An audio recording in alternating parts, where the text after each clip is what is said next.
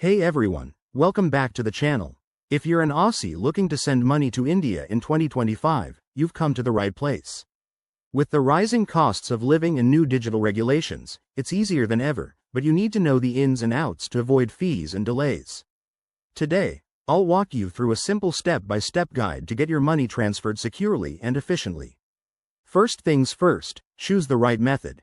In 2025, popular options include services like Wise, Western Union, or even your bank's international transfer feature.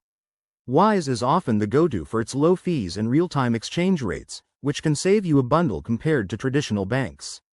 Start by comparing rates on their websites to find the best deal. Step 1.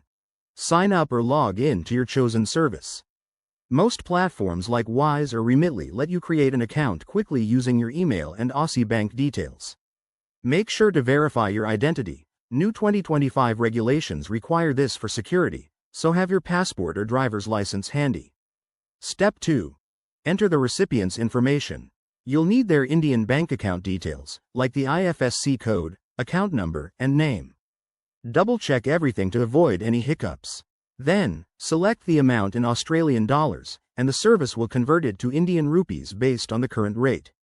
Next, review the fees and exchange rates. In 2025, watch out for potential new taxes on cross-border transfers, which could add up to 1 to 2% extra. Always opt for services that offer transparent pricing. Aim for those under 1% in fees to maximize your send. Once you're ready, confirm the transfer. Most services process it instantly or within 1 to 2 business days. Keep an eye on your email for confirmations and track the status if needed. Finally, a few quick tips. Use a secure internet connection to protect your data.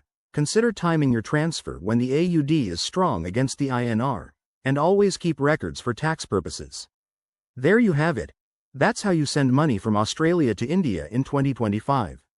If this helped, hit that like button and subscribe for more financial tips. Thanks for watching, and see you next time.